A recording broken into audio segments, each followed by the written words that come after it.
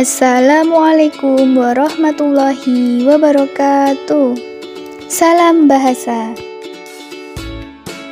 Perkenalkan, kami dari kelompok 2 yang beranggotakan Nadia Darun Najwa NIM 301220048, Suyanti NIM 301220059. Pada kesempatan kali ini, kita akan mempelajari kategori kata atau kelas kata. Poin yang akan kita bahas mengenai pengertian, fungsi, klasifikasi, jenis kelas kata. 1. Pengertian kategori kata atau kelas kata. Kelas kata adalah golongan kata dalam satuan bahasa berdasarkan kategori bentuk, fungsi, dan makna gramatikal. Makna gramatikal adalah makna kata yang ditimbulkan setelah dihubungkan dengan kalimat.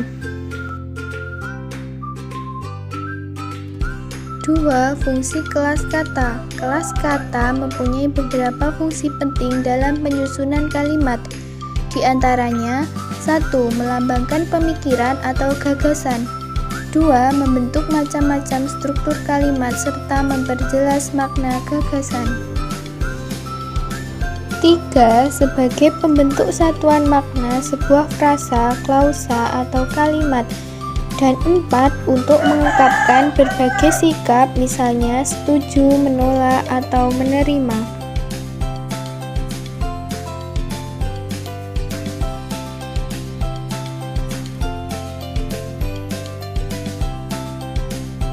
Poin yang ketiga yaitu klasifikasi kelas kata. Kelas kata diklasifikasikan menjadi 2, yaitu 1. Kelas terbuka. Kelas terbuka adalah suatu kelompok kata yang dapat berkembang atau mendapat penambahan kata baru dan bisa berkurang seiring berjalannya waktu. Kata yang termasuk dalam kelompok terbuka diantaranya nomina atau kata benda, adjektiva atau kata sifat, verba atau kata kerja, dan adverbia atau kata keterangan.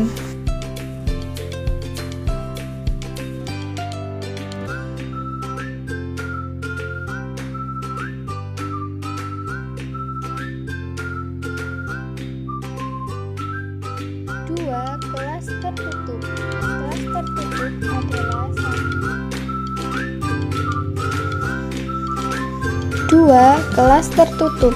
Kelas tertutup adalah salah satu kelompok kata yang bersifat tetap, yang artinya tidak ada pembentukan kata baru, sehingga jumlah kata dalam kelompok ini tidak akan bertambah ataupun berkurang.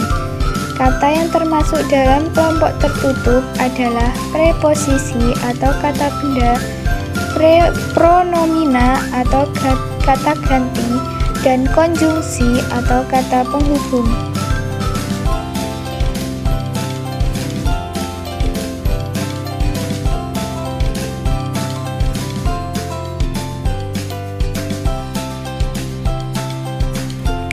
Baik, di sini saya akan melanjutkan penjelasan dari Saudari Suyanti, yaitu poin yang keempat, jenis kata berdasarkan kelas. A. Kata kerja atau verba merupakan salah satu jenis kata yang berfungsi untuk menerangkan sebuah tindakan, pengalaman, keberadaan, atau seluruh bentuk kegiatan yang dinamis lainnya. Pada kalimat, kata kerja juga mempunyai posisi sebagai predikat. Ciri-ciri kata kerja yaitu yang pertama mempunyai arti perbuatan, kegiatan atau tindakan. 2. Mempunyai arti proses. 3. Biasanya diikuti kata benda. 4. Biasanya diikuti kata sifat atau keterangan. 5. Biasanya dibentuk dengan imbuhan me, di, ber, ter, di, dan ka, ber dan an, memper dan an, dan memper dan i. 6. Kata dapat diawali kata yang menyatakan waktu seperti telah, akan, sedang, hampir, segera. 7. Dapat diperluas dengan cara menambahkan dengan dan kata sifat sesudahnya. Misalnya, Gary berjalan dengan cepat dan lain sebagainya. B. Kata benda atau nomina ialah suatu kata yang merujuk pada segala hal yang sudah bisa dibendakan. Kata benda sering digunakan untuk dapat menyebutkan makhluk hidup, benda mati maupun tempat. Ciri-ciri kata benda yaitu yang pertama, dapat diperluas dengan menambahkan yang dan kata sifat seperti mobil yang bagus. 2. Dibatalkan dengan kata bukan seperti bukan meja. 3. Dalam kalimat bisa berkedudukan sebagai subjek atau objek. Contohnya, imam membeli sepeda baru. Dalam kalimat tersebut kata imam dan sepeda merupakan sebuah kata benda. C. Kata sifat atau adjektif merupakan sebuah kata yang dipakai untuk dapat menerangkan sifat atau kondisi suatu hal seperti makhluk hidup, benda mati, tempat, waktu, maupun yang lain sebagainya. Dalam penggunaannya, kata sifat ini biasa digunakan untuk dapat menerangkan keadaan subjek ataupun objek kalimat tersebut. Ciri-ciri kata sifat yaitu 1. Bisa dibatalkan atau juga yang bersifat dengan kata tidak atau bukan, seperti tidak baik, tidak pandai, tidak bagus, tidak cocok, dan lain-lain. Yang kedua, bisa juga diberikan keterangan penguat. Kata penguat yang biasa dipakai yakni antara lain amat, sangat, paling, sekali, benar. Contohnya sangat luas, amat banyak, sangat besar, sangat sempit, dan lain sebagainya. Yang ketiga yaitu bisa juga diberikan sebuah penjelasan pembanding. Kata pembanding yang biasa dipakai yakni antara lain lebih, kurang, paling. Seperti harga mesin cuci ini lebih mahal dari yang itu. D. Kata keterangan atau adverbia, yaitu suatu kata yang akan memberikan penjelasan atau keterangan tentang kata lain, seperti kata bilangan, kata kerja, dan kata sifat dalam sebuah kalimat. Namun pada keterangan tidak bisa menerangkan kata benda atau juga kata ganti benda. Secara bahasa, adverbia berasal dari bahasa Latin yaitu ad yang berarti untuk dan verbum yang berarti kata. Dalam struktur sebuah kalimat, kata keterangan ini biasanya dilambangkan dengan K yang berarti keterangan. Ciri-ciri kata keterangan yaitu 1. Memberikan penjelasan tentang kata lain. 2. Tidak bisa digunakan untuk dapat menjelaskan kata benda atau kata ganti benda. 3. Biasanya terletak di bagian awal atau akhir kalimat. 4. Bisa digunakan pada semua jenis kalimat. Walau terdiri atas berbagai jenis, pada dasarnya adverbia bisa dibagi menjadi dua bentuk atau jenis, yakni adverbia bentuk tunggal dan adverbia bentuk gabungan. Contoh adverbia bentuk tunggal yaitu yang pertama, dia orang yang sangat rajin. 2. Andin hanya membaca satu buku saja. 3. Bima mengatakan kalau hari ini dia akan pergi sendiri. Kata akan dalam kalimat di atas merupakan adverbia bentuk tunggal. 4. Hari ini Bella tampak lebih ceria dibanding biasanya. Kemudian contoh adverbia bentuk gabungan yaitu yang pertama, aku merasa malu untuk menemuinya. Lagi pula, dia belum memaafkan soal perbuatanku kemarin. Kata lagi pula dalam kalimat di atas merupakan adverbia bentuk gabungan berdampingan. Yang kedua, mau tidak mau aku harus menemuinya besok pagi. Yang ketiga, Adit tidak kapok juga mencontek berkali-kali. Sekian penjelasan dari kami. Apabila ada salahnya, kami memohon maaf yang sebesar-besarnya. Akhiran, wassalamualaikum warahmatullahi wabarakatuh.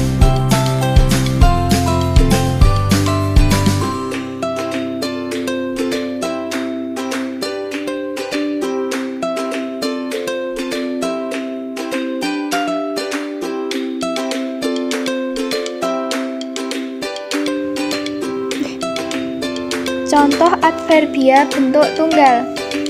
1.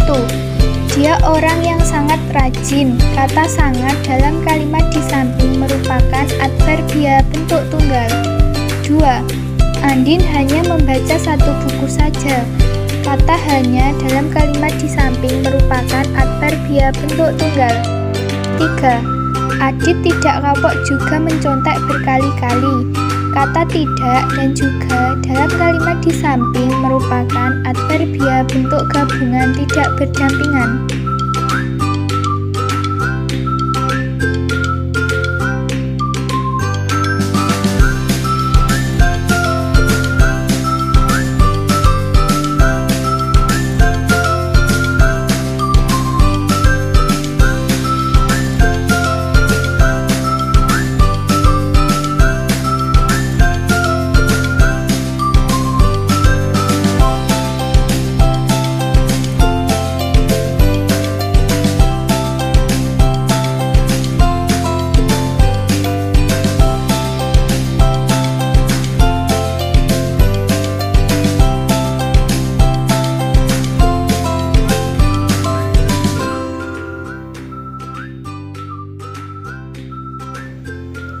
Contoh adverbia bentuk gabungan. 1.